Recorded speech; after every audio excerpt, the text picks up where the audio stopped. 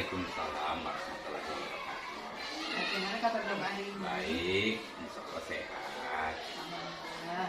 Seperti janji kita kemarin, hari ini saya akan melakukan wawancara kepada Bapak terkait dilema etika dan kejujuran moral. Baik, insyaallah saya siap untuk memulai wawancara pada hari ini. Baik Bapak, terkait modul tugas saya dalam modul 3.1 tentang pengambilan keputusan berbasis nilai-nilai kebajikan, saya ingin bertanya kepada Bapak nih, Bapak dalam mengidentifikasi kasus-kasus yang merupakan dilema etika ataupun kejujuran moral itu seperti apa Pak? Menurut saya untuk kasus didikan etika moral ini, jika kasus itu dinyatakan satu benar dan satu itu melanggar hukum, maka kasus tersebut bisa dikatakan kasus melanggar etika atau didikan moral jika kasus permasalahan tersebut terjadi secara langsung kedua-duanya. Selama ini bagaimana Bapak dalam pengambilan keputusan kasus di sekolah, terutama untuk kasus-kasus dilema etika yang sama-sama benar ataupun mengandung sama-sama mengandung kebajikan Bapak? Kalau kasus ini itu pengambilan keputusan, saya tentunya yang pertama mengidentifikasi dulu masalah yang terjadi terlebih dahulu. Kemudian yang kedua, siapa-siapa saja pihak-pihak yang terlibat dalam kasus. Kemudian mengumpulkan fakta sehingga mengambil keputusan dalam menentukan kasus ini. Artinya dalam permasalahan ini sehingga pengambilan keputusan dapat kita ambil secara baik. Artinya itu dalam pengambilan keputusan kita tidak melupakan dalam pengambilan keputusan secara kekeluargaan dengan prinsip-prinsip musyawarah untuk mencapai mufakat. Oke, langkah-langkah ataupun prosedur yang Bapak lakukan selama itu apa saja Pak? Langkah-langkah yang saya ambil adalah mengetahui dulu letak permasalahan yang terjadi dan pemicunya, sehingga untuk memberikan solusi terbaik yang diambil atau diputuskan dengan baik, karena tidak artinya merugikan kedua belah pihak, baik itu pihak pertama maupun pihak yang kedua. Oke, jadi hal-hal apa saja yang selama ini Bapak anggap efektif dalam pengambilan keputusan pada kasus-kasus dilema etika Bapak? Pengambilan keputusan yang secara baik adalah pertama melakukan dialog dulu kepada pihak-pihak yang bermasalah dengan prinsip mengutamakan kekeluargaan, sehingga tidak memunculkan risiko yang terlalu besar. Artinya dengan dialog tadi kita bisa mengurangi masalah-masalah yang terjadi yang kita takutnya adalah berkelanjutan. Kemudian dengan berdialog kita akan bisa menemukan solusi yang dapat diterima oleh kedua belah pihak dengan memberikan bimbingan dan secara komprehensif yang tidak menimbulkan perselisihan lagi bagi kedua belah pihak, sehingga tidak berlanjut untuk perselisihan tersebut. Baik Bapak, nah hal-hal apa saja yang selama ini merupakan tantangan nih dalam pengambilan keputusan pada kasus dilema etika? Artinya selama saya menjadi kepala sekolah di Sekolah Dasar Negeri 00 dan Alun-Alun, tantangan yang saya hadapi dalam mengambil keputusan adalah bagaimana cara mencari solusi terbaik bagi semua pihak dengan risiko seminimal mungkin. Tentu saja hal itu membutuhkan dukungan yang positif dari seluruh warga sekolah. Apakah Bapak memiliki jadwal tertentu dalam menyelesaikan kasus dilema etika?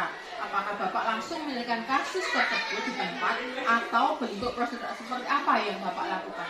Kalau pengambilan sebagai langkah saya sebagai kepala sekolah menindaklanjuti atau menyelesaikan permasalahan yang terjadi secara langsung di sekolah pada hari itu juga. Artinya kita untuk supaya tidak berkepanjangan serta tidak menimbulkan perselisihan yang baru dengan melibatkan beberapa pihak. Pertama, kita mengundang Dewan Guru dan memberikan pertimbangan serta masukan yang baik, serta kita meminta saran dari pengawas atau komunitas sekolah tergantung menghadapi permasalahan apa yang dihadapi di sekolah. Bapak, adakah seseorang ataupun faktor lain yang membantu Bapak dalam pengambilan keputusan pada kasus dilema etika? Setiap permasalahan yang ada selalu saya bawa dalam musyawarah atau rapat Dewan Guru, masalah pendidikan etika. Dewan Guru agar lebih dapat menemukan solusi yang terbaik, dan juga saya berkonsultasi dengan pengawas atau komite untuk meminta bantuan dan saran terbaik untuk permasalahan yang ada, sehingga permasalahan yang terjadi bisa dapat segera diselesaikan untuk tidak menimbulkan hal-hal yang tidak diinginkan di kemudian hari. Jadi dari semua hal yang telah Bapak sampaikan tadi, tentunya ada pembelajaran yang dapat Bapak petik. Nah, pengalaman Anda dalam pengambilan dilema etika itu kira-kira pembelajaran apa yang Bapak petik? Pembelajaran yang terjadi dari menyelesaikan masalah itu adalah pengambilan keputusan apapun harus mendapatkan keputusan bersama. Terutama jika di lingkungan sekolah kita melibatkan semua Dewan Guru, karena Dewan Guru merupakan satu struktur yang tidak terlepas. Jadi pengambilan keputusan walaupun sebagai pimpinan, Dewan Guru juga mengetahui. Jadi untuk pengambilan keputusan harus dari rapat, yaitu musyawarah mufakat, serta membiasakan diri untuk bertanggung jawab atas setiap keputusan yang telah ditentukan, karena dalam sekolah kita bukan berdiri sebagai pribadi, tapi kita merupakan satu tim untuk bisa melaksanakan program belajar. Kemudian kita bisa dalam satu sekolah, tim merupakan hal yang kuat untuk memajukan pendidikan yang ada di sekolah kita. Karena tidak ada Dewan Guru maupun warga sekolah, maka sekolah tidak akan bisa berkembang dan maju. Jadi intinya pengambilan keputusan apapun harus melibatkan Dewan Guru dan semua partner yang ada di lingkungan tersebut. Mungkin itu menurut saya untuk pengambilan langkah-langkahnya, dan juga sebagai pengambilan keputusan dan kebijakan saya sebagai pimpinan, artinya selalu koordinasi dengan teman-teman. Terima kasih Bapak. Sama-sama. Selamat siang Pak. Assalamualaikum Bapak, bagaimana kabarnya hari ini? Waalaikumsalam warahmatullahi wabarakatuh. Alhamdulillah baik. Ya. Oke. Maaf Bapak, seperti janji kami kemarin, dan saya kemarin untuk melakukan wawancara dengan Bapak terkait pengambilan keputusan yang terkait dengan dilema etika dan wujudan moral. Ya, siap diwawancarai. Oke. Baik Bapak, terkait koordinat tugas saya dalam modul 3.1, yaitu wawancara dengan kepala sekolah terkait pengambilan keputusan yang mengambil keputusan berbasis nilai-nilai kebajikan. Nah, bagaimana Bapak dapat mengidentifikasi kasus-kasus yang masuk dilema etika ataupun bujukan moral, Bapak? Ya, terkait dengan kasus-kasus dilema etika atau bujukan moral, memang saya kira pihak sekolah itu punya ada kasus-kasus semacam itu. Hanya saja kalau pertama ya kita pemetaan dulu, kita klasifikasi dulu kasus mana yang termasuk kasus biasa, kasus sedang, termasuk kasus dilema etika atau bujukan moral, itu kita pemetakan dulu. Kalau sudah ada pemetakannya, kita cari solusinya bersama-sama dengan Dewan Guru sama tim guru-guru yang lain. Oke. Bapak, berarti selama ini bagaimana Bapak dalam pengambilan keputusan di sekolah, terutama untuk kasus-kasus yang masuk di 5 etika ataupun rujukan moral, Pak?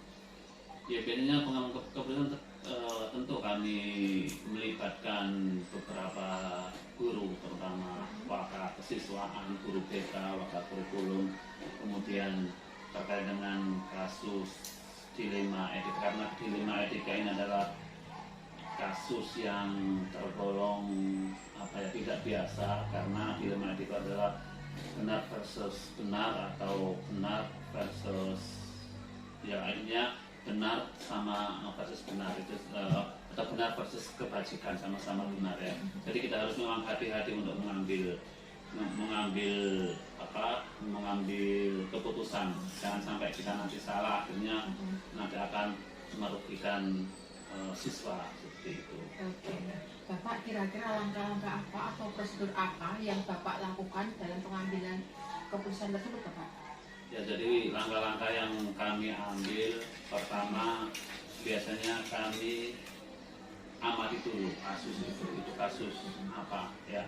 Kalau sudah kami identifikasi itu kasus apa, kemudian kami petakan, kemudian kami diskusikan sama waka kurikulum, waka kesiswaan, guru BK dan guru-guru yang punya kompetensi dalam kasus itu.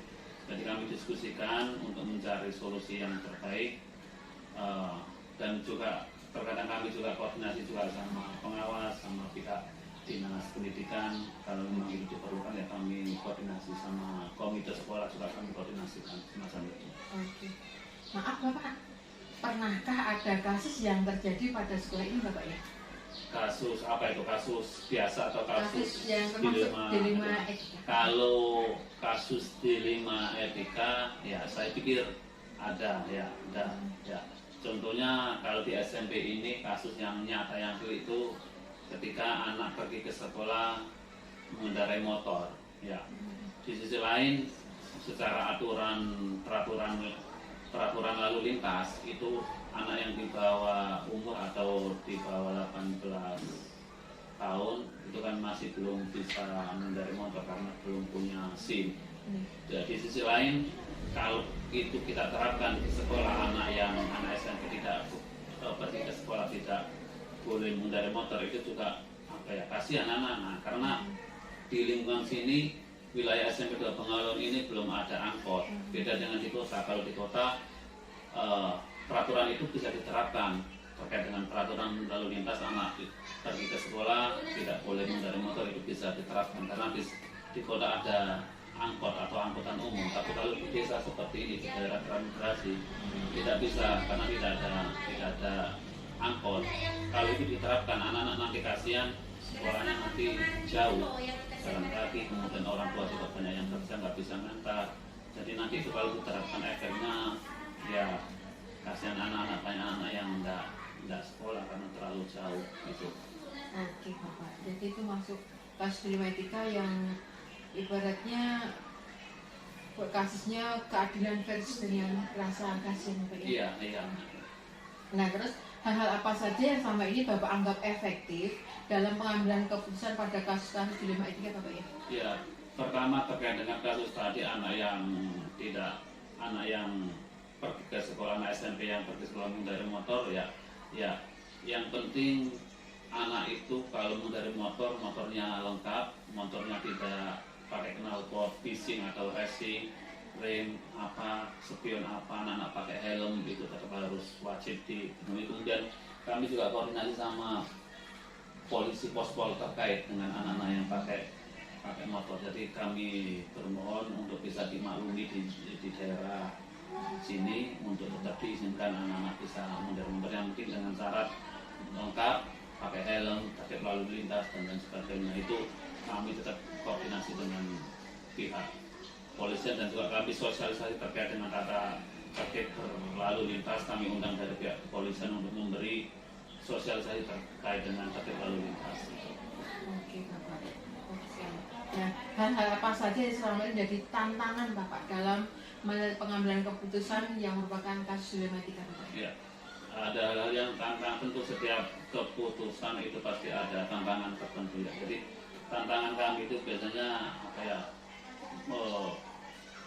memberi pemahaman kepada warga sekolah atau kepada orang tua terkait dengan kasus-kasus dilema etika ya, karena tidak semua nanti warga sekolah itu paham atau tahu terkait dengan keputusan yang kami ambil, kebijakan yang kami ambil, efeknya seperti apa, kemudian dampaknya seperti apa, itu kadang tidak semua tahu ya. Jadi itu yang tantangannya itu tadi, mensosialisasikan kepada warga sekolah kalau hal-hal ini termasuk dilematika dan harus diambil keputusan gitu.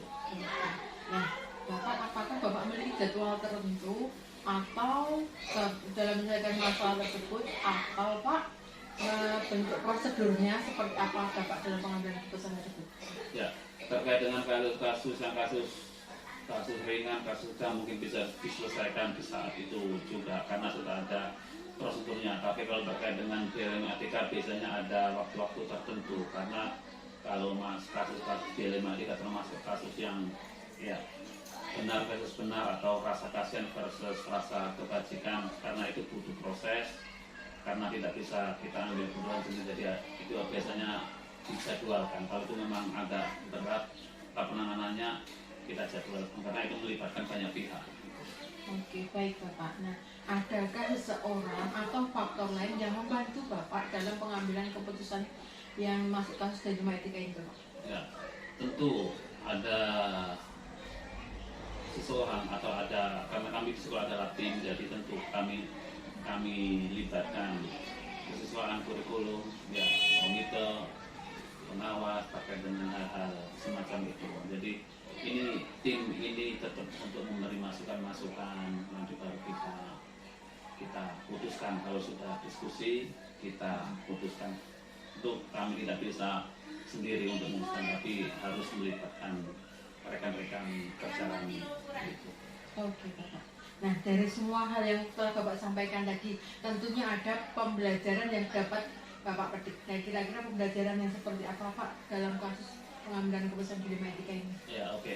Intinya kalau kita kita sebagai pengambil keputusan di sekolah itu memang harus berhati-hati untuk mengambil keputusan kebijakan, karena kalau kita salah mengambil keputusan nanti akan berdampak pada masa depan anak. Jadi kita harus sangat hati-hati, kita harus memahami akar masalah dengan komprehensif, dengan holistik, dengan menyeluruh ya, agar kita tidak salah untuk mengambil keputusan, karena kalau kita salah mengambil keputusan akan berdampak pada masa depan anak didik kita gitu. Oke. Terima kasih ya Pak ya sudah meluangkan waktu untuk sama-sama. bersedia menjadi Semoga saya wawancara. Sukses CGP-nya ini. Amin. Ya. Terima kasih ya Pak ya. Oke.